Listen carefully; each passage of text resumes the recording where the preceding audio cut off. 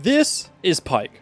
He's listed as a support, but don't let that fool you. He doesn't protect the carry, he is the carry. At least if you ask a Pyke player. In my last two videos, we covered the brains of Yasuo and Shaco players. Now I want you to imagine that those two champions had a baby that somehow became a support. That's a Pyke player. But what exactly drives a Pyke player? What delusions and gold-splitting propaganda swirl within their brain? Why do they abandon their lane and throw their life on the line for executions? As a self-proclaimed neuroscientist, I will be answering all of these questions today. And together we will explore all 5 parts of the Pyke player's brain. And it all starts with the one that gets activated immediately. This is the roam zone. From the very first second the round starts, the roam zone already begins to stir. And as soon as the team loads in, the Pyke player already wants to invade the enemy buff at level 1. Other supports might leash their jungler or wait for the minions to spawn. But Pyke players, they're probably already camping a bush waiting for the enemy to walk up so they can hook them. Pyke players always want to be where they shouldn't be to threaten the enemy team. Now you would think that they would want to at least stay in lane until level 6, but Pyke players are the Yasuos of supports, and they can't sit still. Sometimes they roam not because there's a play, but because the hook is off cooldown and they physically cannot sit still. They know Pyke has to get ahead early to win the game, and if the enemy bot lane is playing safe, the Pyke player has to make do elsewhere, even at their own ADC's expense. But that is a sacrifice the Pyke player is willing to make. Enemy mid laner is full HP under their tower and they have no vision? To a Pyke player, this sounds like a perfect opportunity. And they don't just roam for pressure, they overcommit. They chase.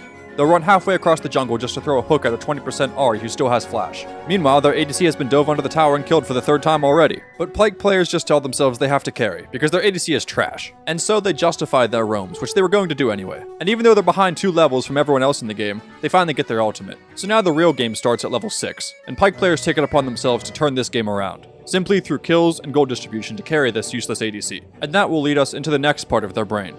The executioner cortex. You see, within the mind of every Pyke player is a highly reactive, bloodthirsty neuron cluster known as the executioner cortex. Its function is very simple, and it only has one job. If the health bar is red, press R. And this is not a suggestion. This is an uncontrollable urge for the Pyke players. It doesn't matter how many enemies are standing around the glowing target.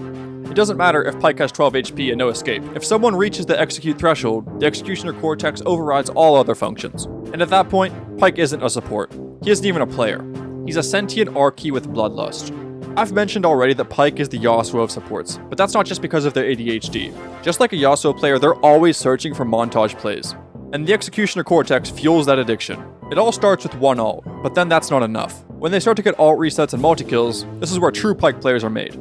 It's all about the dream of a chain reaction and ult resets for a pentakill. And it's not because it wins them the game and generates gold, it's because it's going to make a sick clip for their montage. And most Pyke players get so excited to do this that they don't even pay attention to whether the enemy has flash or Zhonya's up. But the worst form of denial they'll ever experience is when the enemy is barely on the threshold of being executed and they somehow heal just above the red zone mid-cast.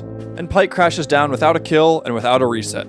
This shatters the will of a Pyke player to the point where they have to turn to something they thought they never would: their teammates. But this arrangement will only work on the Pyke player's terms. And this leads us to the 3rd part of their brain: the tax office. When a Pyke player experiences a failed execution, something inside of him fractures. For a very brief second, they remember they're not actually the main character, and that's when the tax office comes online. Pyke players then decide that if they can't do all the damage, they'll let you do 90% of it, and they'll just handle the paperwork. This is the closest a Pyke player will ever get to teamwork. They believe they're being generous, and that they're sharing. They call it gold sharing and assist economy. But let's be honest, even though the Pyke player has already called their ADC useless and trash, they still need them to do damage for them. So the Pyke players will sit there and watch as their teammates throw their bodies at the enemy to deal damage for them. And all Pyke had to do was throw a hook and press R. But both parties get to be happy, at least in the mind of a Pyke player, because they get the glory. They get the multi-kills in the feed and the bounty gold. You see, it's a well-kept secret that Pyke players are actually communists. They believe in equal opportunity, fair distribution of gold, and collective effort. At least that's what Pyke's teammates need them to believe. They want everyone else to think that this is a fair exchange for everyone. But he's also the executioner, the banker, and the PR department. And even though he's giving some compensation gold, everyone knows Pyke is getting the better end of the deal. They just need damage employees. People to soften up the targets and wear them down to that red zone. You did 99% of the work?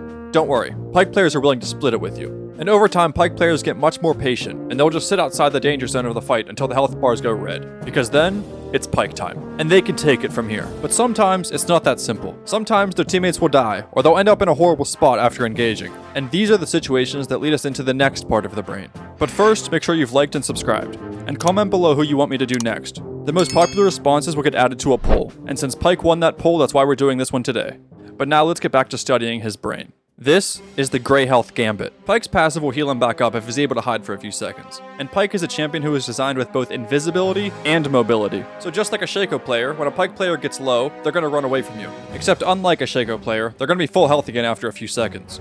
And the best part is, there's nothing forcing them to fight you. They could dash over a wall and swim away pretty easily. But they want to repeatedly hook you, stun you, and maybe even lead you towards their teammates before they're done. It might seem like they're playing with their food, but really they're just waiting for you to go low enough to press R again. And they're just going to keep this cycle going until they feel like they're the predator again. When they actually pull this off, this makes Pyke players feel truly unkillable and builds their ego. But when it fails, they'll just tell themselves that they were probably going to die anyway. And this is why it feels rare to have a Pyke player on your team have less than 10 deaths. Because they never want the excitement to end, and they push their character to the limit repeatedly, hoping it will work. And sometimes that means just messing with the Malzahar long enough to get ulted and killed. But Pyke players can always justify their death with another kill. So every time you see a Pyke player run away from a team fight, it's not because they're scared of dying, because they aren't. There's always more to the story, because what they're actually afraid of is missing out on one more kill because they ran away. They're just gonna go grab a new health bar real quick, but they'll be back quickly. And you should feel free to chase them, because Pykes never just leave. Every fight will always end in the death of his enemy or himself. And when you see him run away,